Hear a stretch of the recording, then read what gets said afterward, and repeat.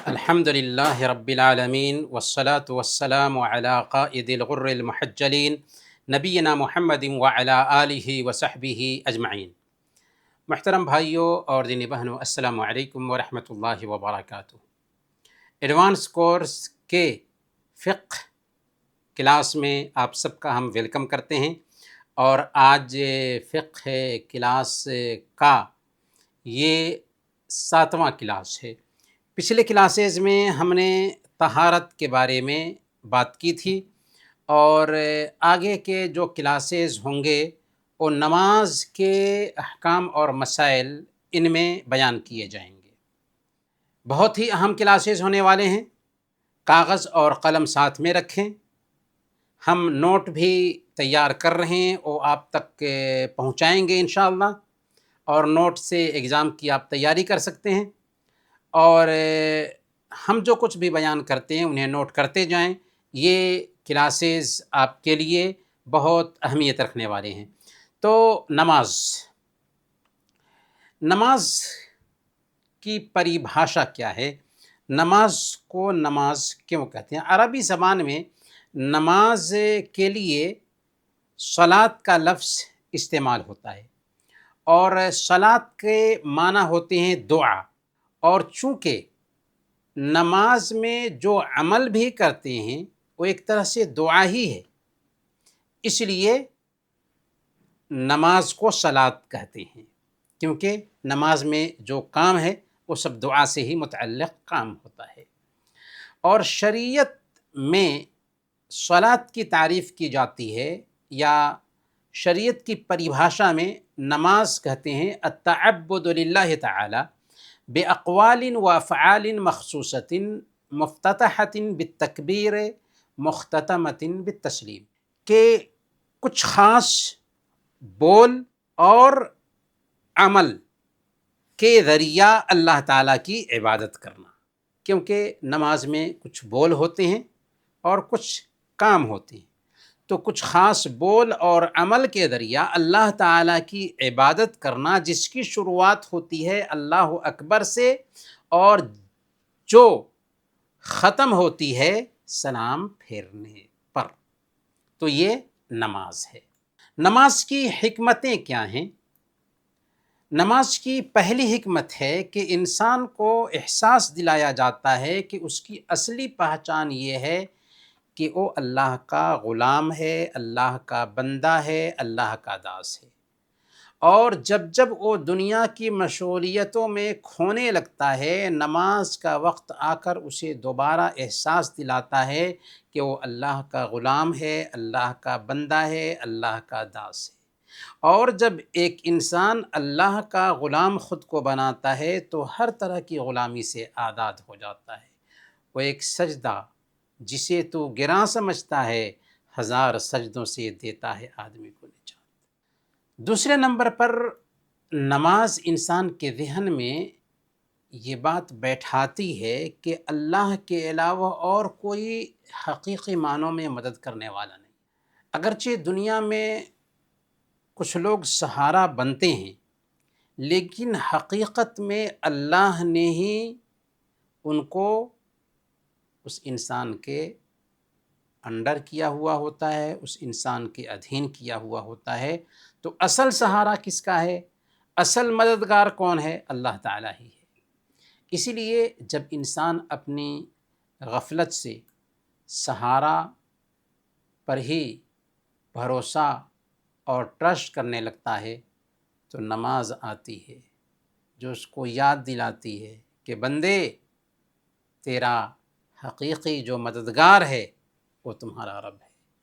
اسی لیے سورہ الفاتحہ میں بندہ کہتا ہے ایاک نستعین، اے اللہ ہم تجھ ہی سے مدد طلب کرتے ہیں۔ تیسرے نمبر پر انسان کے لیے دن اور رات میں توبہ اور استغفار کے لیے کچھ خاص وقت ہونے چاہیے، جس میں انسان اپنے گناہوں سے توبہ کرے، اور نماز 5 وقت کے لیے طے کی گئی ہے تاکہ بندہ اپنے گناہوں سے توبہ کرے۔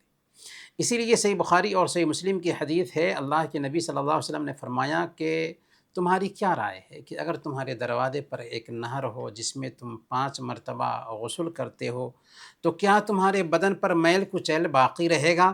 صحابہ نے کہا کہ بالکل نہیں، میل کچیل بالکل باقی نہیں رہے گا۔ آپ نے فرمایا یہی 5 وقت کی نمازوں کی مثال ہے، یمحو اللہ بہن الخطایا، کہ اللہ تعالیٰ ان 5 وقت کی نمازوں کی وجہ سے گناہوں کو بالکل مٹا دیتا ہے۔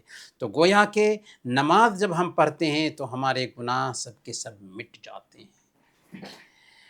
نماز بندے کے لیے ایک طرح سے بریک کا کام کرتی ہے۔ اگر ایک انسان لگاتار کام میں لگا رہے نا تو پاگل ہو جائے گا، دماغی الجھن کا شکار ہو جائے گا، لیکن نماز پڑھنے سے تازہ دم ہو جاتا ہے اور پھر دوبارہ چستی کے ساتھ ایک بندہ نماز میں آتا ہے۔ تو نماز دراصل بندے کے لیے کام سے بریک کا کام کرتی ہے، تاکہ رب سے تعلق بنانے کے بعد ایک طرح سے مائنڈ فریش ہوا تو پھر تازہ دم ہو کر کے کام میں لگ جائے۔ اور نماز 5ویں نمبر پر ایمان کے لیے لگاتار خوراک کا کام کرتی۔ جب جب دنیا اور اس کی مشغولیتیں انسان کو غافل کرتی ہیں، نماز اس کے ایمان کو تازہ کرتی، کیونکہ نماز ہے ہی اس کے ایمان کی بیٹری کو چارج کرنے والی چیز۔ گویا کہ نماز کے بے مثال فائدے 3 طرح کے ہوتے ہیں۔ روحانی فائدہ بھی حاصل ہوتا ہے، جسمانی فائدہ بھی حاصل ہوتا ہے، دماغی فائدہ بھی حاصل ہوتا ہے نماز میں۔ روحانی فائدہ کیا کہ اللہ سے نماز ہمیں قریب کرتی ہے، گناہوں کو مٹاتی ہے۔ جسمانی فائدہ یہ کہ پاکیزگی حاصل ہوتی ہے، چستی حاصل ہوتی ہے، تازگی ملتی ہے اور ذہن فریش ہو جاتا ہے اور من شانت ہو جاتا ہے، کیونکہ رب سے ڈائریکٹ سمپرک بن رہا ہوتا ہے۔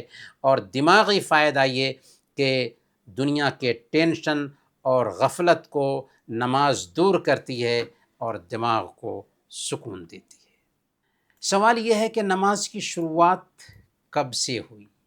نماز کب سے پڑھی جا رہی ہے؟ نماز ایک ایسی عبادت ہے جو اسی وقت سے پڑھی جاتی ہے جس وقت سے اس دھرتی پر انسان ہے۔ سب سے پہلے انسان آدم علیہ السلام ہیں، وہ بھی نماز پڑھتے تھے، اور جتنے بھی انبیاء اس دھرتی پر بھیجے گئے انسانوں کی رہنمائی کے لیے، ان سارے نبیوں نے نمازیں پڑھیں، اور اس سے دین کو اللہ تعالیٰ نے پیارے نبی صلی اللہ علیہ وسلم پر مکمل کیا۔ چنانچہ حضرت اسماعیل علیہ السلام کے بارے میں اللہ تعالیٰ نے فرمایا وَكَانَ يَأْمُرُ أَهْلَهُ بِالصَّلَاةِ وَالزَّكَاةِ۔ اسماعیل علیہ السلام اپنے گھر والوں کو نماز اور زکوٰۃ کا حکم دیتے تھے۔ حضرت عیسیٰ علیہ السلام کے بارے میں اللہ نے فرمایا وَأَوْصَانِي بِالصَّلَاةِ وَالزَّكَاةِ مَا دُمْتُ حَيًّا، اور مجھے نماز اور زکوٰۃ کی وصیت کی ہے جب تک کہ میں زندہ رہوں۔ اللہ کے نبی صلی اللہ علیہ وسلم کو اللہ تعالیٰ نے جب نبی بنا کر کے بھیجا تو اللہ کے نبی صلی اللہ علیہ وسلم شروع میں 2 رکعت کر کے نمازیں پڑھتے تھے، 2 رکعت صبح میں اور 2 رکعت شام میں۔ پھر اللہ تعالیٰ نے آپ کو جب اسراء اور معراج کرایا تو اسراء اور معراج کی رات 50 وقت کی نمازیں فرض کی گئی تھیں۔ کتنے وقت کی؟ 50 وقت کی نمازیں فرض کی گئی تھیں۔ حضرت موسیٰ علیہ السلام سے ملے تو موسیٰ علیہ السلام نے مشورہ دیا کہ آپ کی امت 50 وقت کی نماز نہیں پڑھ پائے گی، آپ کم کرائیے اللہ تعالیٰ سے۔ چنانچہ حضرت موسیٰ علیہ السلام کے مشورے پر کم کراتے رہے اور اللہ تعالیٰ کم کرتا رہا، کئی مرتبہ آئے گئے، یہاں تک کہ 5 وقت کی نماز کر دی گئی۔ اور صحیح بخاری کی یہ روایت ہے، اللہ رب العالمین نے فرمایا ہے خمس وہی خمسون لا یبدل القول لدی، دیکھو یہ نمازیں 5 ہیں اور حقیقت میں ثواب کے لحاظ سے 50 ہیں، یعنی 5 وقت کی نماز تو تم پڑھو گے لیکن ثواب ملے گا کتنے وقت کی نماز کا؟ 50 وقت کی نماز کا۔ اللہ نے فرمایا لا یبدل القول لدی، میرے پاس بات بدلی نہیں جاتی۔ یعنی ایک بندہ اگرچہ 5 وقت کی نماز پڑھتا ہے آج کی ڈیٹ میں، لیکن اس کو ثواب ملتا ہے 50 وقت کی نمازوں کا۔ نماز کی اہمیت کیا ہے؟ نماز اسلام کے 5 پلرز میں سے دوسرا اہم پلر ہے۔ جو کلمہ شہادت کے اقرار کے فوراً بعد فرض ہوتی ہے، چاہے مسافر ہو، چاہے مقیم ہو، چاہے صحت مند ہو، چاہے بیمار ہو، چاہے جنگ کی حالت ہو، چاہے صلح کی حالت ہو، ہر حالت میں ہر حالت میں ہر حالت میں نماز فرض ہے۔ نماز کسی بھی حالت میں معاف نہیں، سوائے عورتوں کے لیے خاص پیریڈ کے دنوں میں۔ اللہ تعالیٰ نے فرمایا فَإِنْ خِفْتُمْ فَرِجَالًا أَوْ رُكْبَانًا، اگر تم جنگ کی حالت میں ہو تو چاہے چلتے ہوئے نماز پڑھو، چاہے سوار ہو کر کے نماز پڑھو، لیکن نماز پڑھنا ہے۔ اور صحیح بخاری کی روایت ہے، اللہ کے نبی صلی اللہ علیہ وسلم نے حضرت عمران بن حسین رضی اللہ تعالیٰ عنہ سے فرمایا تھا، جب کہ انہوں نے اللہ کے نبی صلی اللہ علیہ وسلم سے اپنے بواسیر کی شکایت کی تھی کہ مجھے بواسیر کی بیماری ہے، میرے لیے نماز کا کیا حکم ہوگا؟ تو اللہ کے نبی صلی اللہ علیہ وسلم نے فرمایا تھا صلی قائما فإن لم تستطع فقائدا فإن لم تستطع فعلى جنب، کہ کھڑے ہو کر نماز ادا کرو، اگر کھڑے ہو کر نماز ادا نہیں کر سکتے تو بیٹھ کر پڑھو، اگر بیٹھ کر کے بھی نہیں پڑھ سکتے تو پہلو کے بل لیٹ کر کے پڑھو، لیکن نماز معاف نہیں ہے۔ نماز ایک ایسی عبادت ہے جو اللہ کے نبی صلی اللہ علیہ وسلم کی وفات سے پہلے آخری وصیت ہے۔ آپ اپنی وفات سے پہلے سب سے آخری جو وصیت کرتے ہیں وہ نماز کی وصیت تھی۔ چنانچہ سنن ابی داؤد کی روایت ہے، حضرت علی رضی اللہ تعالیٰ عنہ بیان فرماتے ہیں کان آخر کلام النبی صلی اللہ علیہ وسلم الصلاۃ وما ملکت ایمانکم، اللہ کے نبی صلی اللہ علیہ وسلم کی اس دنیا سے جاتے جاتے سب سے آخری بات یہ تھی کہ لوگو میرے بعد نمازوں کی پابندی کرنا، میرے بعد نمازوں کی پابندی کرنا، اور اپنے انڈر جو لوگ ہیں، تمہارے غلام ہیں، سیوک ہیں، نوکر ہیں، ان کا خیال رکھنا۔ بہت اہم وصیت کر کے گئے تھے ہمارے نبی پاک صلی اللہ علیہ وسلم، لیکن افسوس کہ اس نماز کو ہم نے بھلا رکھا ہے۔ میرے بھائیوں اور دینی بہنوں، نماز ایک ایسی عبادت ہے جو ہمیں برائی سے روکتی ہے، بے حیائی سے روکتی ہے، اشلیلتا سے روکتی ہے۔ اگر ہم برائی سے دور رہنا چاہتے ہیں، غلط کاموں سے دور رہنا چاہتے ہیں، نمازوں کی پابندی شروع کر دیں۔ اللہ تعالیٰ فرماتا ہے سورہ العنکبوت آیت نمبر 45، ان الصلاۃ تنہی عن الفحشاء والمنکر، نماز بے حیائی اور بری باتوں سے روکتی ہے۔ نماز سب سے افضل بدنی عبادت ہے۔ صحیح بخاری اور صحیح مسلم کی روایت ہے، حضرت ابن مسعود رضی اللہ تعالیٰ عنہ بیان فرماتے ہیں کہ سألت النبی صلی اللہ علیہ وسلم ای العمل احب الی اللہ، ابن مسعود رضی اللہ تعالیٰ عنہ کہتے ہیں کہ میں نے اللہ کے نبی صلی اللہ علیہ وسلم سے پوچھا کہ اے اللہ کے نبی صلی اللہ علیہ وسلم بتائیے کہ اللہ کو سب سے پیارا عمل کون ہے، کون سا عمل اللہ تعالیٰ سب سے زیادہ پسند کرتا ہے؟ آپ نے کیا فرمایا؟ الصلاۃ علی وقتہا، نماز کو وقت پر پڑھنا اللہ تعالیٰ کو سب سے زیادہ پسندیدہ ہے۔ پوچھا ثم ای، پھر کون سا عمل؟ آپ نے فرمایا بر الوالدین، ماں باپ کے ساتھ اچھا سلوک کرنا۔ یہ بخاری اور مسلم کی روایت ہے۔ بلکہ نماز روشنی ہے، اگر ہم نماز نہیں پڑھتے ہیں تو ہم تاریکی میں رہتے ہیں، اندھیرے میں رہتے ہیں، کدھر گر جائیں کوئی ٹھیک نہیں، لیکن نماز پڑھتے ہیں تو ہمیں روشنی مل جاتی ہے۔ صحیح مسلم کی روایت ہے، اللہ کے نبی صلی اللہ علیہ وسلم نے بیان فرمایا والصلاۃ نور، نماز روشنی ہے، نماز لائٹ ہے، نماز پرکاش ہے۔ اس لیے ہمیں روشنی اختیار کرنی چاہیے، نماز کو اپنانا چاہیے۔ نماز جنت میں لے جانے کا راستہ ہے، سبب ہے۔ صحیح مسلم کی روایت ہے، ربیعہ بن کعب اسلمی رضی اللہ تعالیٰ عنہ کہتے ہیں کہ میں اللہ کے رسول صلی اللہ علیہ وسلم کے پاس رات گزارتا تھا، میں آپ کے وضو کا پانی لے کر کے آپ کے پاس آتا، آپ نے ایک دن مجھ سے فرمایا کہ مانگو، میں نے کہا اسألک مرافقتک فی الجنہ، اے نبی صلی اللہ علیہ وسلم میری خواہش ہے کہ میں جنت میں آپ کی صحبت پاؤں، آپ کی سنگت پاؤں۔ اللہ کے نبی صلی اللہ علیہ وسلم نے پوچھا کیا اور کچھ بھی مانگنا ہے؟ انہوں نے کہا کہ نہیں، بس یہی کہ جنت میں ہمیں آپ کی صحبت مل جائے۔ اللہ کے نبی صلی اللہ علیہ وسلم نے کیا فرمایا؟ فَعِنِّي عَلَى نَفْسِكَ بِكَثْرَةِ السُّجُودِ، زیادہ سے زیادہ نمازیں پڑھ کر میری مدد کر۔ تو گویا کہ ہم جب نمازیں پڑھتے ہیں تو اللہ تعالی ہمارے لیے جنت کا راستہ آسان کرتا ہے۔ اب سوال یہ ہے کہ نماز چھوڑنے والے کا کیا حکم ہے؟ جو نماز نہیں پڑھتا اس کا کیا حکم ہے؟ اگر کوئی آدمی نماز کے واجب ہونے کا انکار کرتا ہے تو ساری امت کا اجماع ہے کہ وہ کافر ہے۔ اگر کوئی آدمی نماز کے واجب ہونے کا انکار نہیں کرتا لیکن سستی کی وجہ سے نماز چھوڑتا ہے تو یہ عمل بھی اس کو کفر میں داخل کر دیتا ہے۔ اللہ تعالیٰ اپنی کتاب میں خود کہتا ہے، سورہ الروم آیت نمبر 31 میں اللہ فرماتا ہے وَأَقِيمُوا الصَّلَاةَ وَلَا تَكُونُوا مِنَ الْمُشْرِكِينَ۔ ذرا ہم دین سیکھ رہے ہیں اور قرآن اور حدیث کو ہمیں سمجھنا چاہیے اس کے لفظ پر غور کرتے ہوئے۔ اللہ فرماتے ہیں نماز قائم کرو وَلَا تَكُونُوا مِنَ الْمُشْرِكِينَ، اور مشرکوں میں سے مت بنو۔ گویا کہ اگر تم نماز نہیں پڑھو گے تو مشرکین میں سے بن جاؤ گے۔ نماز قائم کرو اور مشرکین میں سے مت بنو۔ تو یہ آیت یہ بتاتی ہے کہ جو نماز نہیں قائم کرتا وہ مسلمانوں میں سے نہیں ہے، مشرکوں میں سے ہو جاتا ہے۔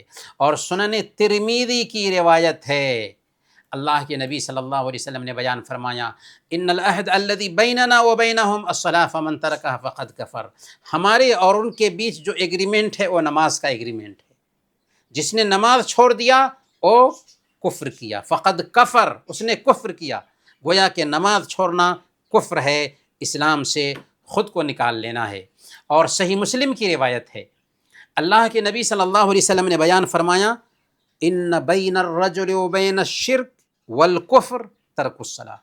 ایک آدمی اور کفر اور شرک کے بیچ فرق کرنے والی چیز نماز کا چھوڑنا ہے۔ یہ کس کے ورڈز ہیں؟ اللہ کے نبی صلی اللہ علیہ وسلم کے ورڈز ہیں، جو الصادق المصدوق تھے، جو اپنی طرف سے کچھ نہیں بولتے تھے۔ ان هو الا وحی یوحی، جو کچھ بھی بولتے تھے وحی کی بنیاد پر بولتے تھے۔ اسی لیے معطا امام مالک کی روایت ہے، حضرت ابن عباس رضی اللہ تعالیٰ عنہ امیر المؤمنین عمر فاروق رضی اللہ تعالیٰ عنہ کے پاس آئے اس وقت جب کہ آپ کو شہید کر دیا گیا تھا، نیزہ مارا گیا تھا اور آپ پہ بہت نازک حالت میں تھے۔ تو حضرت ابن عباس رضی اللہ تعالیٰ عنہ نے امیر المؤمنین عمر فاروق رضی اللہ تعالیٰ عنہ کو اس حالت میں بھی نماز کی یاد دلائی۔ تو حضرت عمر فاروق رضی اللہ تعالیٰ عنہ آخری حالت میں ہیں، کیا فرما رہے ہیں؟ اجل انہ لا حظ فی الاسلام لمن اضاع الصلاۃ۔ ہاں بالکل آپ صحیح کہتے ہیں، کیونکہ جو نماز کو برباد کر دے اس کا کوئی حصہ اسلام میں نہیں رہا۔ سنن ترمذی کی روایت ہے، عبداللہ بن شقیق العقیلی رحمۃ اللہ علیہ نے کہا کان اصحاب محمد صلی اللہ علیہ وسلم لا يرون شیئا من الاعمال ترکہ کفر غیر الصلاۃ۔ اللہ کے نبی صلی اللہ علیہ وسلم کے صحابہ کسی بھی عمل کو چھوڑنے پر کفر کا فتویٰ نہیں دیتے تھے سوائے نماز کے، یعنی بے نمازی کے کفر کے قائل تھے۔ کون؟ اللہ کے نبی صلی اللہ علیہ وسلم کے صحابہ۔ نصوص میں کتنی سخت بات بتائی گئی ہے، لیکن آج کتنی آسانی سے لوگ نمازیں چھوڑتے ہیں۔ لیکن جب ہم دین کو سمجھتے ہیں، سیکھتے ہیں، جانتے ہیں تو اتنی آسانی سے نمازیں ہم نہیں چھوڑ پائیں گے۔ اب سوال یہ ہے کہ نماز چھوڑنے والے کی اسلام نے سزا کیا طے کی ہے؟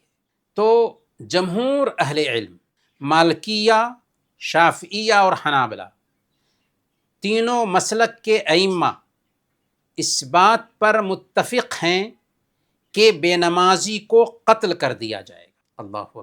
یہ کب ہے؟ جب کہ اسلامی قانون چل رہا ہو تب بے نمازی کو قتل کر دیا جائے گا۔ البتہ اس بات میں اختلاف ہے کہ بے نمازی کو آیا اسلام سے پھرنے کی وجہ سے قتل کیا جائے گا یا بطور سزا کے قتل کیا جائے گا۔ تو مالکیہ اور شافعیہ کی رائے یہ ہے کہ بطور سزا کے قتل کیا جائے گا، حد کے طور پر قتل کیا جائے گا، جبکہ حنابلہ کی رائے یہ ہے کہ اسلام سے نکل جانے کی وجہ سے بے نمازی کو قتل کیا جائے گا۔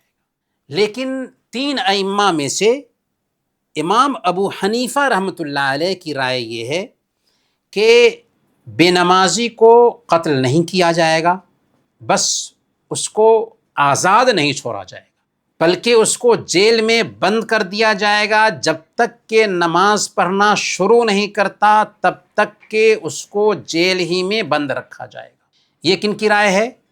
یہ احناف کی رائے ہے۔ لیکن اگر ہم اسی رائے کو دیکھتے ہیں تو یہ رائے بھی کوئی آسان نہیں ہے۔ بے نمازی کو آزاد چلنے کا حق نہیں دیا ہے کسی بھی 4 ائمہ میں سے ایک امام نے۔ کہا کہ کم سے کم تو اس کو قید کر دیا جائے، جیل میں رکھا جائے، کیونکہ بے نمازی مجرم ہے۔ بے نمازی ڈاکو سے بھی بڑا مجرم ہے، بے نمازی زانی سے بھی بڑا مجرم ہے، بے نمازی شرابی سے بھی بڑا مجرم ہے، اور اس میں کسی بھی عالم کا کوئی اختلاف نہیں۔ نماز چھوڑنے والوں کے لیے کیا وعیدیں ہیں؟ جب جنتی جنت میں چلے جائیں گے اور جہنمی جہنم میں چلے جائیں گے تو جنتی جہنمیوں سے پوچھیں گے، کیا پوچھیں گے؟ ما سلککم فی سقر، تم جہنم میں کیوں چلے آئے؟ تم تو دنیا میں بہت اچھے تھے، پیسہ والے تھے، تمہارا نام تھا، تمہاری شہرت تھی، دنیا تمہارے سامنے جھکتے تھے، لیکن تم جہنم میں کیوں چلے آئے؟ وہ سب سے پہلا جواب کیا دیں گے؟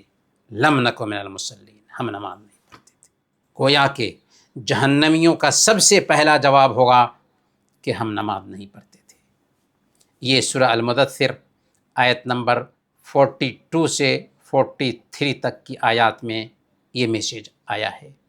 اور اللہ تعالیٰ سورہ مریم آیت نمبر 59 میں فرماتا ہے فخلف من بعدہم خلف اضاعوا الصلاة واتبعوا الشہوات فسوف یلقون غیا، ان کے بعد ایسے ناخلف پیدا ہوئے جنہوں نے نماز کو برباد کیا اور خواہشات کے پیچھے چل پڑے تو وہ جلد جہنم کی سزا پائیں گے۔ غی جہنم کے ایک وادی کا نام ہے جس میں گویا کہ بے نمازی جانے والے ہیں۔ اور صحیح بخاری کی ایک حدیث ہے، اللہ کے نبی صلی اللہ علیہ وسلم کو خواب میں جہنم اور جنت کے مناظر دکھائے گئے، تو ان مناظر میں سے ایک منظر، ایک جگہ سے اللہ کے نبی صلی اللہ علیہ وسلم گزرتے ہیں تو دیکھتے ہیں کہ ایک شخص ہے کہ وہ لیٹا ہوا ہے اور ایک آدمی کے پاس پتھر ہے، اس پتھر سے اس کے سر کو وہ مارتا ہے، جس کی وجہ سے اس کا سر بالکل ٹکڑے ٹکڑے ہو جاتا ہے۔ پھر جب وہ پتھر لے کر کے آتا ہے تو اس کا سر ٹھیک ہو جاتا ہے، اور پھر پتھر سے مارتا ہے تو اس کا سر ٹکڑے ٹکڑے ہو جاتا ہے۔ ایسے ہی ہو رہا ہے۔ جبریل امین سے پوچھا گیا کہ یہ کون بد نصیب ہے جس کا سر پتھر سے کچلا جا رہا ہے؟ تو جبریل امین نے کہا کہ یہ وہ شخص جس کا سر پتھر سے کچلا جا رہا ہے، یہ وہ آدمی ہے جو قرآن سیکھتا ہے پھر اسے چھوڑ دیتا ہے، یعنی تلاوت اور عمل نہیں کرتا اور فرض نماز سے سویا رہتا ہے، فرض نماز سے سویا رہتا ہے۔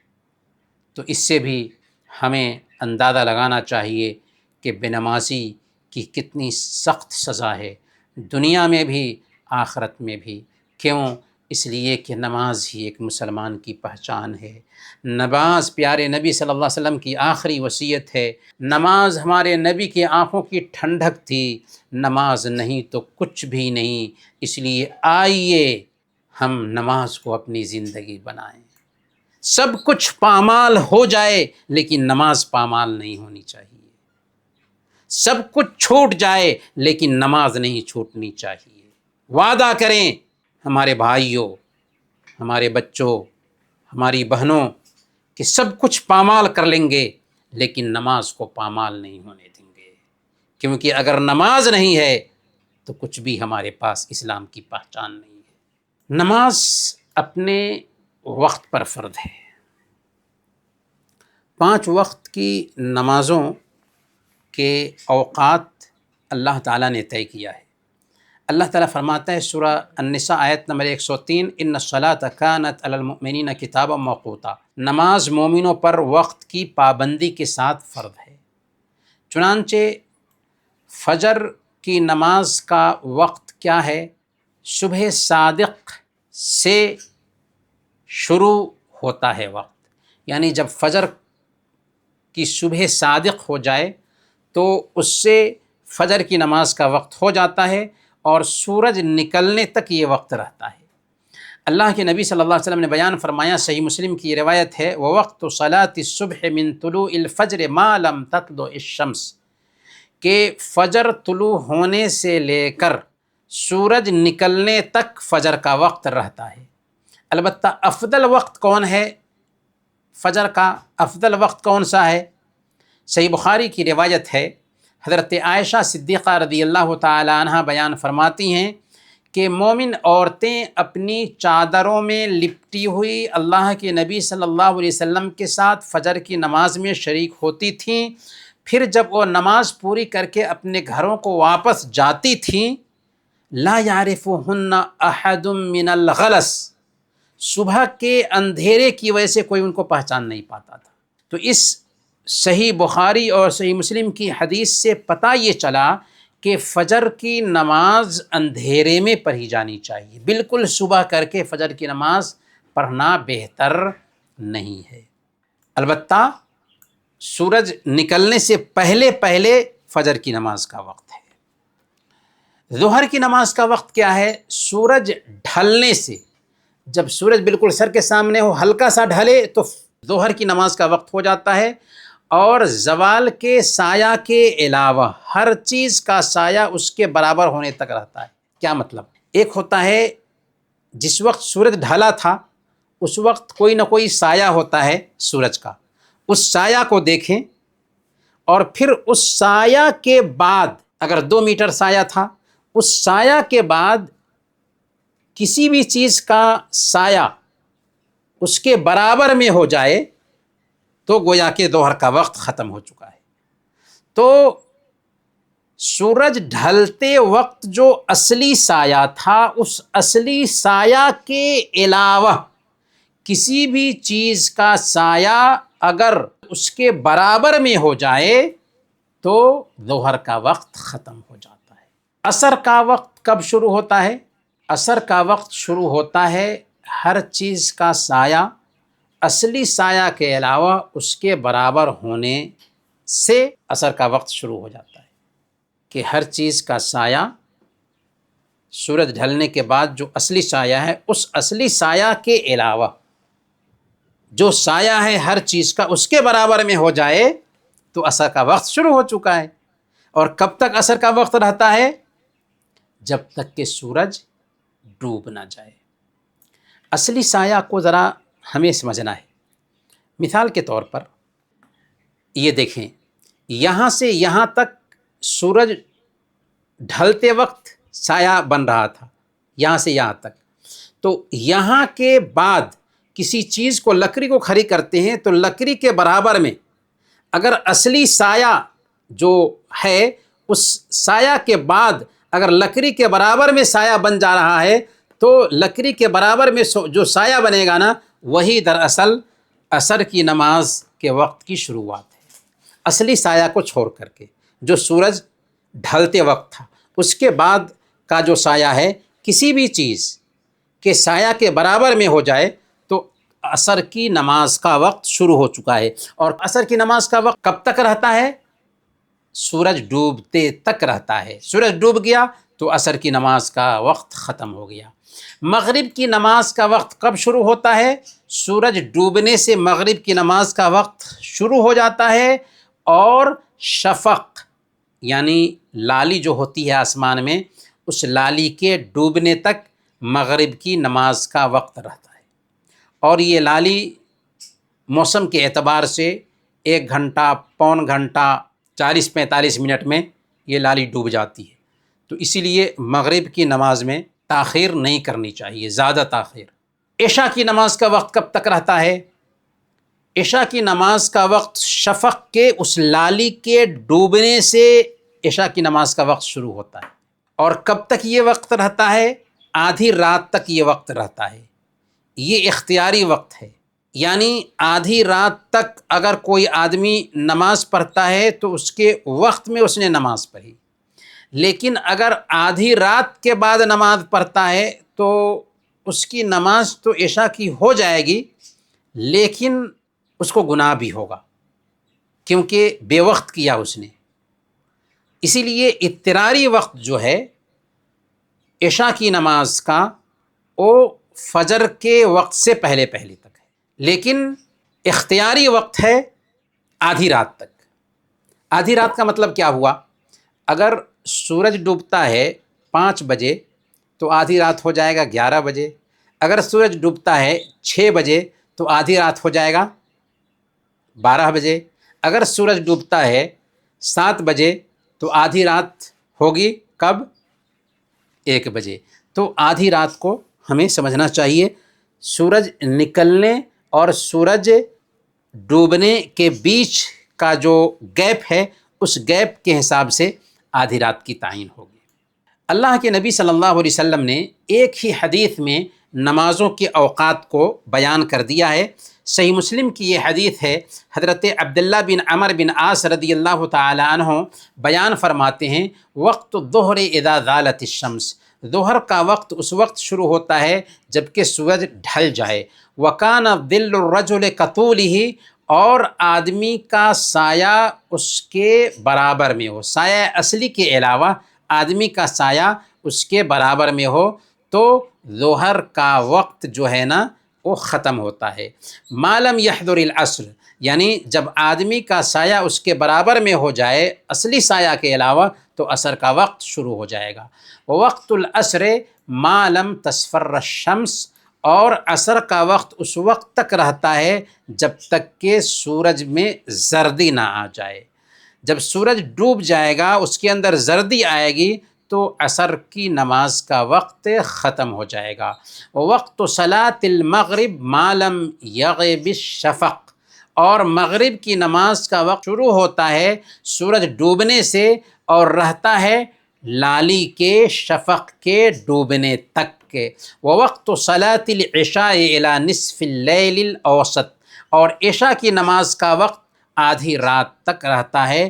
وقت صلاۃ الصبح من طلوع الفجر ما لم تطلع الشمس، اور فجر کی نماز کا وقت طلوع فجر سے، یعنی صبح صادق سے شروع ہوتا ہے اور سورج نکلنے تک رہتا ہے۔ تو اس میں دراصل نمازوں کے اوقات بیان کیے گئے ہیں۔ اب آئیے ہم یہ جانتے ہیں کہ وہ 5 اوقات کون سے ہیں جن میں نمازیں پڑھنا منع ہے۔ لیکن کون سی نمازیں پڑھنا منع ہے؟ نفلی نمازیں پڑھنا منع ہے۔ وہ کون کون سے اوقات ہیں؟ مکروہ اوقات جن کو کہتے ہیں، جن میں نمازیں پڑھنا منع ہے۔ پہلے نمبر پر فجر کے بعد نماز پڑھنا منع ہے یہاں تک کہ سورج نکل جائے، اس کے 10-12 منٹ کے وقفہ کے بعد نماز پڑھ سکتے ہیں۔ دوسرے نمبر پر سورج نکلنے کے بعد یہاں تک کہ وہ بلند نہ ہو جائے، تو گویا کہ فجر کے بعد سے سورج نکلنے تک بھی کوئی نماز نہیں۔ اسی طریقے سے جب سورج نکل رہا ہے تو اس وقت بھی نماز نہیں ہوگی یہاں تک کہ 10-12 منٹ کا گیپ نہ ہو جائے، بلند نہ ہو جائے سورج۔ تیسرے نمبر پر زوال کے وقت، جب سورج بالکل سر کے سامنے ہو، زوال نہ ہوا ہو، سورج نہ ڈھالا ہو، بالکل سر کے سامنے ہو، تب بھی نماز منع ہے۔ عصر کے بعد بھی نماز منع ہے چوتھے نمبر پر یہاں تک کہ سورج ڈوب جائے، اور 5ویں نمبر پر سورج ڈوبنے کے وقت۔ تو کتنے اوقات ہوئے؟ 3 اوقات بالکل سخت ہیں، جب سورج بالکل سر کے سامنے ہو، جب سورج نکل رہا ہو، جب سورج ڈوب رہا ہو۔ یہ 3 اوقات ہو گئے، جب سورج بالکل سر پر ہو، جب سورج نکل رہا ہو، جب سورج ڈوب رہا ہو۔ اور 2 کیا ہیں؟ فجر کے بعد سے سورج نکلنے تک اور عصر کے بعد سے سورج ڈوبنے تک۔ یہ 5 ایسے اوقات ہیں جن میں نفلی نمازیں نہیں پڑھی جائیں گی۔ لیکن اگر کوئی آدمی عصر کے بعد جاگتا ہے اور سویا رہ گیا تھا تو وہ عصر کے بعد نماز پڑھے گا، فرض نماز ہے، اس کو ہم انشاءاللہ آگے جانیں گے۔ دلیل کیا ہے؟ صحیح مسلم کی روایت ہے، حضرت عقبہ بن عامر رضی اللہ تعالیٰ عنہ بیان فرماتے ہیں، 3 ساعات کان رسول اللہ صلی اللہ علیہ وسلم ینہانا ان نصلی فیہن وان نقبر فیہن موتانا۔ 3 ایسے اوقات ہیں جن میں اللہ کے نبی صلی اللہ علیہ وسلم ہمیں منع کرتے تھے کہ ہم ان میں نماز پڑھیں یا ان میں اپنے مردے کو دفن کریں۔ جب سورج نکل رہا ہو، جب سورج ڈھلا نہیں ہو، سر کے سامنے میں ہو، اور جب سورج ڈوب رہا ہو، یہ 3 اوقات ہیں۔ سورج نکلتے وقت نماز نہیں ہوگی، سورج ڈوبتے وقت نماز نہیں ہوگی، اور جب سورج بالکل سر کے سامنے میں ہو تو نماز نہیں ہوگی۔ یہ 3 اوقات ایسے ہیں جن میں نماز نہیں ہوگی۔ اسی طریقے سے چوتھے نمبر پر کیا ہے کہ عصر کے بعد سے سورج ڈوبنے تک، اور 5ویں نمبر پر فجر کے بعد سے سورج نکلنے تک۔ یہاں پر ایک سوال ہے کہ کیا منع کیے گئے وقت میں کوئی نماز پڑھی جا سکتی ہے یا نہیں؟ تو جو نفلی نمازیں ہیں ان نمازوں سے منع کیا گیا ہے، لیکن جو نمازیں سببی ہوں، کسی سبب سے پڑھی جاتی ہیں، ایسے وقت میں بھی وہ نمازیں پڑھی جائیں گی۔ صحیح بخاری اور صحیح مسلم کی روایت ہے، حضرت ام سلمہ رضی اللہ تعالیٰ عنہ بیان فرماتی ہیں کہ اللہ کے نبی صلی اللہ علیہ وسلم نے عصر کے بعد 2 رکعت نماز ادا فرمائی، تو میں نے اس کے بارے میں پوچھا تو آپ نے اس بارے میں فرمایا کہ عبد القیس کا جو وفد آیا تھا ان کے ساتھ مشغول ہو جانے کی وجہ سے ظہر کے بعد کی 2 رکعتیں میں نے نہیں پڑھی تھی، اس لیے میں نے عصر کے بعد اسے ادا کیا۔ تو اس بات کی بھی گنجائش ہے کہ ایک انسان اگر ظہر کے بعد کی جو 2 رکعتیں نہیں پڑھ سکا تھا عصر کے بعد پڑھے تو یہ سببی نماز ہے، جس کا معمول ہے وہ پڑھے گا، جس کا معمول نہیں وہ وقت نکل چکا ہے اس لیے پڑھنے کی ضرورت نہیں ہے۔ اسی طریقے سے اللہ کے نبی صلی اللہ علیہ وسلم نے یہ بھی بیان فرمایا، صحیح بخاری اور صحیح مسلم کی روایت ہے، اذا دخل احدکم المسجد فلا یجلس حتی یصلی رکعتین، تم میں سے ایک آدمی جب مسجد میں داخل ہو تو بیٹھنے سے پہلے 2 رکعت پڑھ لے۔ عام طور پر لوگ جاتے ہیں مسجد میں آرام سے بیٹھ جاتے ہیں، نماز کے لیے اقامت نہیں ہوئی بیٹھ جاتے ہیں، نہیں بیٹھ سکتے آپ۔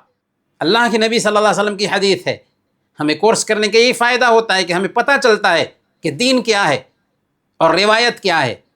اللہ کے نبی صلی اللہ علیہ وسلم کی یہ حدیث ہے صحیح بخاری اور صحیح مسلم میں، اذا دخل احدکم المسجد فلا یجلس حتی یصلی رکعتین، تم میں سے ایک آدمی مسجد میں داخل ہو تو نہیں بیٹھے یہاں تک کہ 2 رکعت نہ پڑھ لے۔ اگرچہ سنت کا وقت نہیں ہے لیکن تحیۃ المسجد پڑھ کے ہی بیٹھیں گے، سببی نماز ہے یہ۔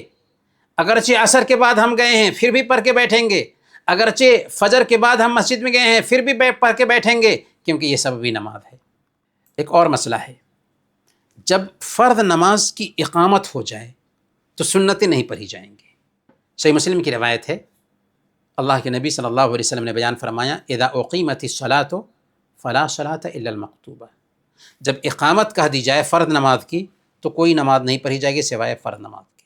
ہاں، اس بات کی گنجائش ہے کہ ایک آدمی سنت پڑھ رہا تھا، اقامت ہو گئی، تو اگر اس کو یقین ہے کہ امام کو پہلی رکعت میں پا لے گا رکوع سے سر اٹھانے سے پہلے تو وہ نماز کو مکمل کر لے، لیکن اس کو لگتا ہے کہ نہیں نماز مکمل کرنے میں ہماری پہلی رکعت نکل جائے گی، تو اس کو چاہیے کہ وہ نماز سے نکل جائے۔ کیسے نکلے گا؟ ادھر ادھر سلام بھی نہیں پھیرنا ہے، فوراً نکل جائے گا، جہاں بھی تھا اٹھ جائے گا نماز سے، اور فرض نماز کو دھیان میں رکھ کر کے فرض نماز پڑھے گا۔ بہت سارے لوگ کیا کرتے ہیں کہ جماعت چل رہی ہے پیچھے آ کر کے سنت پڑھنے لگ جاتے ہیں، چاہے فجر کی سنت ہی کیوں نہ ہو، غلط ہے، سنت کے خلاف ہے۔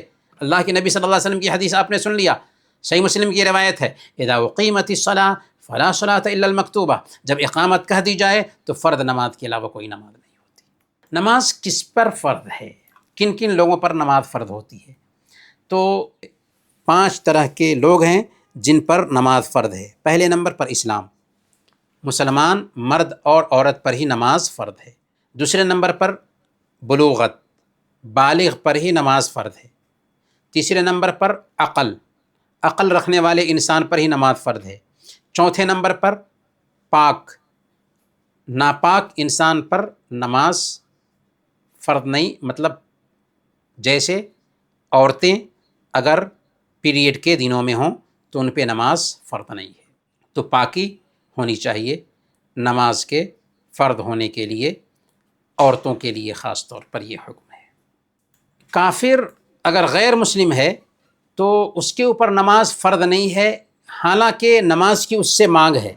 اسی لیے ابھی ہم نے جو ایک آیت سنی ہے اس میں جہنمیوں سے پوچھیں گے کہ تم کس وجہ سے جہنم میں گئے، تو سب سے پہلا جواب یہ ہوگا کہ ہم نماز نہیں پڑھتے تھے۔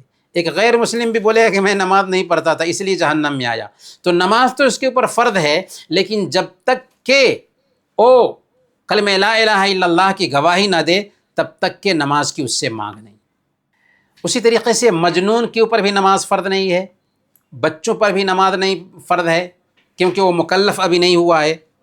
سنن ابی داؤد کی روایت ہے، حضرت عائشہ صدیقہ رضی اللہ تعالی عنہ بیان فرماتی ہیں، رفع القلم عن ثلاثۃ، کہ 3 لوگوں سے قلم اٹھا لیا گیا ہے، عن النائم حتی یستیقظ، سونے والے سے یہاں تک کہ وہ جاگ جائے۔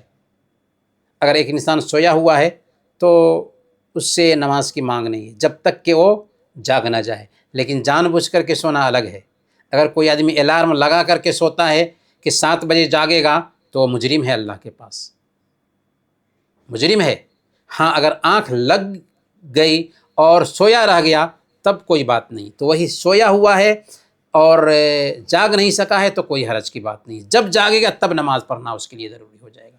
وعن الصبی حتی یحتلم، اور بچے سے بھی نماز کی مانگ نہیں یہاں تک کہ وہ بالغ نہ ہو جائے۔ وعن المجنون حتی یعقل، اور پاگل سے بھی نماز کی مانگ نہیں ہے یہاں تک کہ اسے عقل نہ آ جائے۔ تو گویا کہ اگر بچہ ہے تو اس سے نماز کی مانگ نہیں ہے، لیکن اگر بچہ 7 سال کا ہو جاتا ہے تو اس کو نماز کا حکم دیا جائے گا۔ ماں باپ کو حکم دیا گیا ہے کہ اپنے بچوں کو جب وہ 7 سال کے ہو جائیں نماز کا حکم دیں، اور 10 سال کے ہو جاتے ہیں نماز نہیں پڑھتے ہیں ان کی پٹائی کریں۔ سنن ابی داؤد کی روایت ہے، اللہ کے نبی صلی اللہ علیہ وسلم فرماتے ہیں، مروا اولادکم بالصلاۃ وہم ابناء 7 سنین، جب تمہارے بچے 7 سال کے ہو جائیں تو ان کو نماز کا حکم دو، واضربوہم علیہا وہم ابناء 10، اور جب وہ 10 سال کے ہو جائیں اور نماز نہ پڑھتے ہوں تو ان کی پٹائی کرو۔ 10 سال کے ہو چکے ہیں نماز نہیں پڑھتے ہیں ان کی پٹائی کرنی ضروری ہے۔ اگر ماں باپ 10 سال کی عمر کے باوجود بچوں کو نماز کا حکم نہیں دیے اور 10 سال کی عمر میں بچوں کو نماز نہ پڑھنے کی وجہ سے ان کی پٹائی نہیں کرتے ہیں تو وہ گناہ گار ہوں گے، ماں باپ گناہ گار ہوں گے، اگرچہ بچہ گناہ گار نہیں ہوگا کیونکہ ابھی بالغ نہیں ہوا ہے۔ اور عجیب بات یہ ہے کہ بہت سارے ماں باپ کی شکایت ہوتی ہے کہ ہمارا بچہ نماز نہیں پڑھتا ہے۔ بھئی آپ اگر نماز کے وقت میں سوئے رہیں گے اور آپ اپنے بچوں کو بچپن میں نماز کا حکم نہیں دیں گے تو کیسے آپ کا بچہ جوان ہونے کے بعد نماز پڑھے گا؟ نہیں پڑھے گا نا۔ تو بچپن میں تربیت کی ضرورت ہوتی ہے، اسی لیے اللہ کے نبی صلی اللہ علیہ وسلم نے فرمایا کہ جب تمہارے بچے 7 سال کے ہو جائیں تو ان کو نماز کا حکم دو، اور 10 سال کے ہو جائیں اور نماز نہ پڑھتے ہو تو ان کی پٹائی کرو۔ ایک غیر مسلم اگر اسلام قبول کر لیتا ہے تو اس پر پچھلی نمازوں کی قضا نہیں ہے۔ اللہ تعالیٰ نے فرمایا قل للذین کفروا ان ینتہوا یغفر لہم ما قد سلف، آپ فرما دیجئے کفر کرنے والوں کو کہ اگر وہ کفر سے بعد آ جاتے ہیں، اگر وہ اسلام قبول کر لیتے ہیں تو پچھلے سارے گناہ معاف کر دیے جائیں گے۔ اور صحیح مسلم کی روایت ہے، اللہ کے نبی صلی اللہ علیہ وسلم نے بیان فرمایا ان الاسلام یہدم ما کان قبلہ، اسلام پچھلے سارے گناہوں کو معاف فرما دیتا ہے۔ اسی طریقے سے حیض اور نفاس والی جو عورتیں ہیں ان کے اوپر بھی نماز فرض نہیں ہے جب تک کہ وہ حیض اور نفاس سے پاک نہ ہو جائیں۔ البتہ روزوں کی تو قضا ہے، نماز کی قضا بھی نہیں ہے۔ کیوں قضا نہیں ہے؟ اس لیے کہ اس میں تکلیف، پریشانی اور مشقت ہے، اور اسلام آسان دین ہے۔ نماز میں ایک ہوتا ہے ادا، ایک ہوتا ہے اعادہ، اور ایک ہوتا ہے قضا. تین چیزیں ہوئیں. ادا کیا ہے، اعادہ کیا ہے، اور قضا کیا ہے. ادا کہتے ہیں نماز کو اس کے وقت پر پڑھ لیں تو وہ ادا ہے. اعادہ کیا ہے، نماز کو ہم نے پڑھا لیکن اکیلے میں پڑھا تھا، پھر جماعت میں شامل ہو گئے، اسی نماز کو پڑھ لیا تو اچھی بات ہے، جماعت میں شامل ہو کر کے ہم نے اسی نماز کو پڑھ لیا ہے تو یہ اعادہ ہے. یا نماز میں کچھ کمی رہ گئی تھی، رکن چھوٹ گیا تھا اور ایک لمبا وقفہ ہو گیا تو اسی نماز کو دوبارہ لوٹاتے ہیں تو یہ اعادہ ہے. اور قضا کیا ہے، قضا کہتے ہیں نماز کو وقت ختم ہونے کے بعد ادا کرنا. تو یہ تین چیزیں ہوئیں، ادا، اعادہ اور قضا. اعادہ کہتے ہیں کہ کوئی نماز پڑھی تھی لیکن اس میں کوئی خلل تھا، کوئی رکاوٹ تھی تو دوبارہ اس کو پڑھ لیا، یہ اعادہ ہے. جیسے کسی نے ظہر کی نماز اکیلے پڑھی، پھر جماعت ہو رہی تھی تو اس کے لیے مستحب ہے، بہتر ہے کہ جماعت میں شامل ہو جائے. سنن ترمذی کی روایت ہے، اللہ کے نبی صلی اللہ علیہ وسلم نے صبح کی نماز پڑھی، دو آدمیوں کو دیکھا کہ انہوں نے آپ کے ساتھ نماز نہیں پڑھی ہے. آپ نے ان سے پوچھا کہ ما منعکما ان تصلی معنا، کہ آخر تم دونوں نے ہمارے ساتھ نماز کیوں نہیں پڑھی؟ انہوں نے کہا کہ یا رسول اللہ ہم دونوں نے گھر پہ ہی نماز پڑھ لیا تھا. آپ نے فرمایا ایسا مت کرنا، اگر تم اپنے گھر میں نماز پڑھ لیے ہو اور جماعت کی مسجد میں آؤ تو نماز پڑھ لو، فَإِنَّهَا لَكُمَا نَافِلَةٌ، یہ تمہارے لیے نفل نماز ہو جائے گی. ہاں اگر نماز میں کسی طرح کی کمی نہیں رہی، جیسے ایک آدمی جماعت سے نماز پڑھ لیا تھا پھر اسی نماز کو پڑھنا چاہتا ہے تو نہیں، الا یہ کہ کسی کو دیکھتا ہے کہ جماعت ختم ہو چکی ہے اور نماز کے لیے آیا ہے، اس کے ساتھ شامل ہو کر کے جماعت بنا لیتا ہے تو اس کی بھی گنجائش ہے کہ اس کو جماعت کا ثواب مل جائے گا اور آپ نے اس کے ساتھ مل کر کے نماز پڑھ لی تو آپ کی نماز نفلی ہو جائے گی. قضا کیا ہے، نماز کا وقت نکلنے کے بعد اسے پڑھنا دراصل قضا ہے، یا اسے ایسے وقت میں پڑھے جب کہ وقت نکل چکا تھا. اب جیسے کہ عصر کی نماز ایک انسان مغرب بعد پڑھتا ہے تو یہ قضا ہے. جو آدمی سویا رہ جائے یا بھول جائے اس کے لیے نماز کا وقت وہی ہے جس وقت وہ جاگے گا یا جس وقت اس کو یاد آ جائے. صحیح مسلم کی روایت ہے، اللہ کے نبی صلی اللہ علیہ وسلم نے بیان فرمایا، من نسی صلاۃ او نام عنها فکفارتها ان یصلیها اذا ذکرها. اگر کوئی آدمی نماز پڑھنا بھول جاتا ہے یا سویا رہ جاتا ہے تو اس کی نماز کا وقت وہی ہے جس وقت اس کو یاد آئے. تو اب ہمیں بتائیے کہ ادا، اعادہ اور قضا میں کیا فرق ہوا؟ نماز وقت پر ادا کی گئی وہ ادا ہے، نماز غلطی ہونے پر یا جماعت نہ ملنے پر دہرا رہے ہوں تو وہ اعادہ ہے، اور نماز وقت ختم ہونے کے بعد پڑھی جا رہی ہے، وقت نکلنے کے بعد ادا کی جا رہی ہے تو وہ قضا ہے. اذان کے بارے میں ہم جانتے ہیں، اذان کا معنی ہوتا ہے خبر دینا، اور اذان چونکہ خبر دینے کے لیے ہی مشروع کی گئی ہے اس لیے اس کو اذان کہتے ہیں.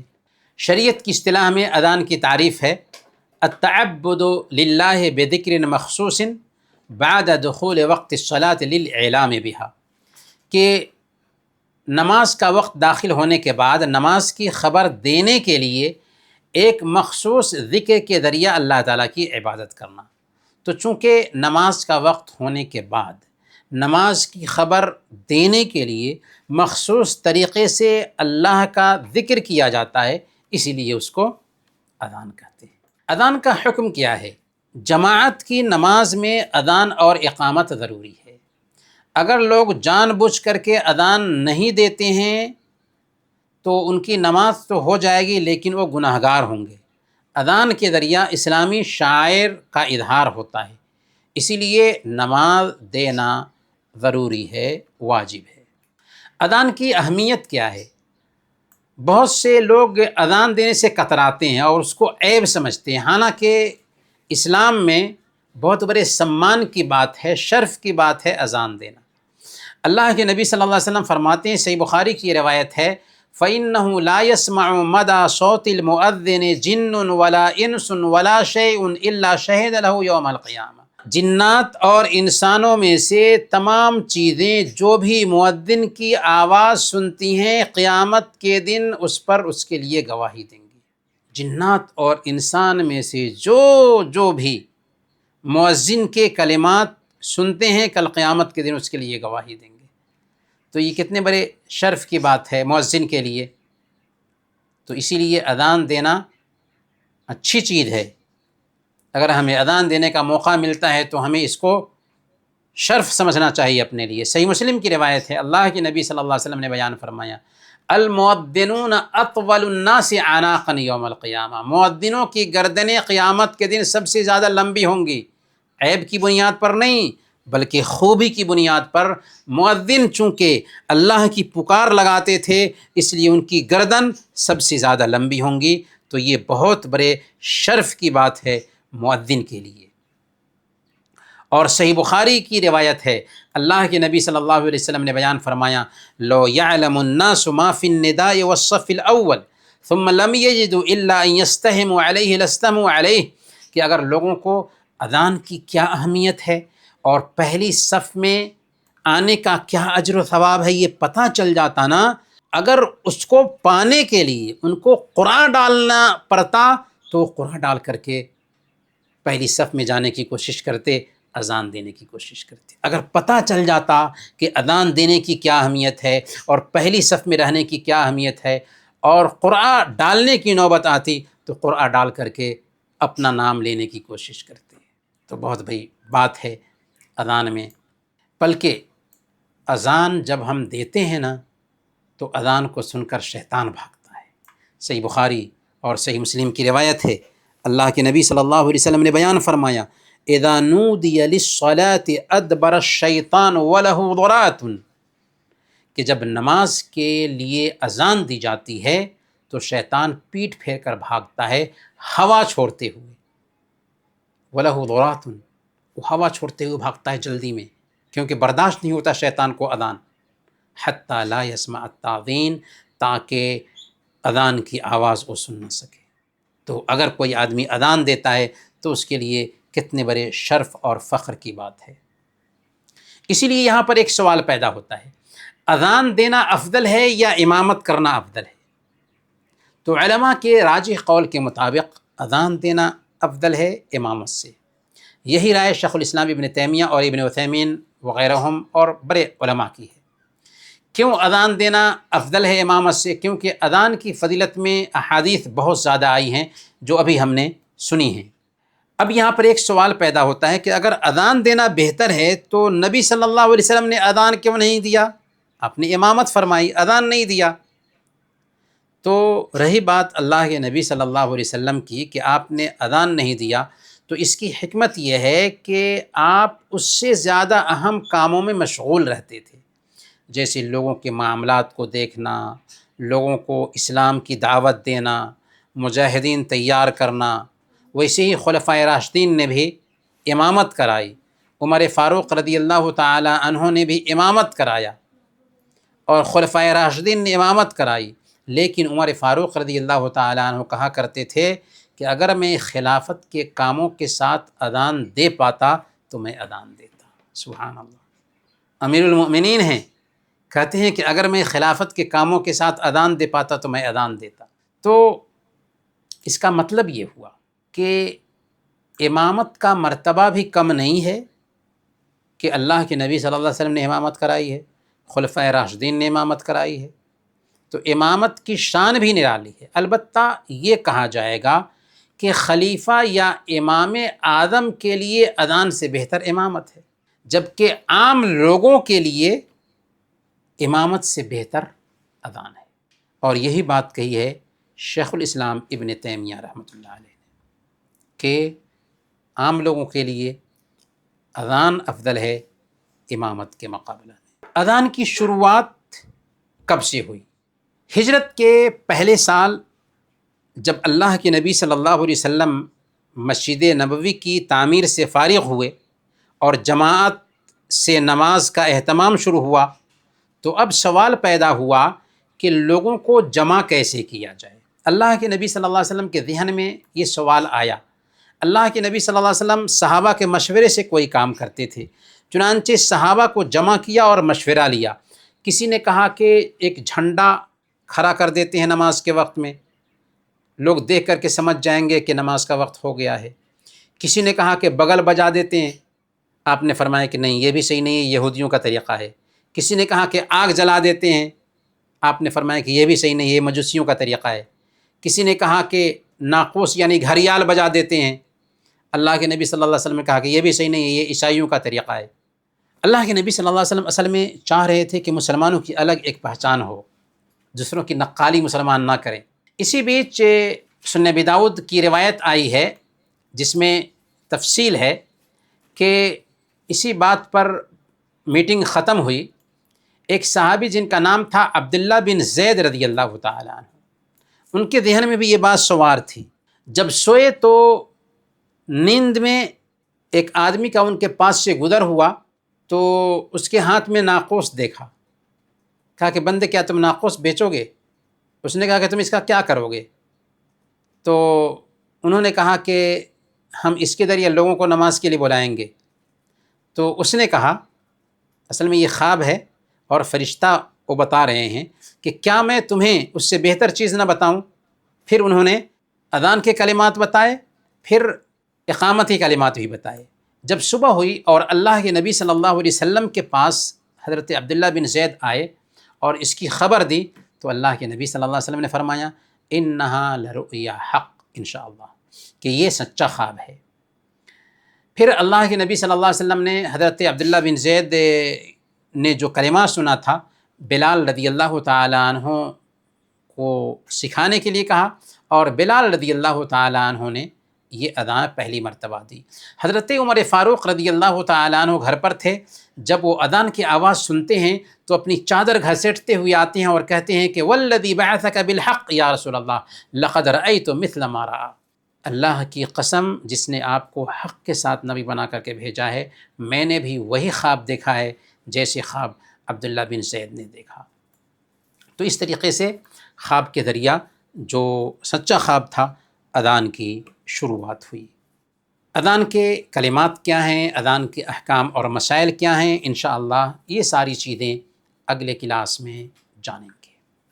انہی باتوں کے ساتھ آج کا یہ درس ہم ختم کرتے ہیں اور دعا کرتے ہیں کہ اللہ تعالی ہم سب کو جو کچھ بھی ہم نے سیکھا ہے اس کو سمجھنے اور اس کے مطابق خود کو ڈھالنے کی توفیق عطا فرمائیں، آمین۔ وصلی اللہ علی نبینا محمد وعلی آلہ وصحبہ اجمعین۔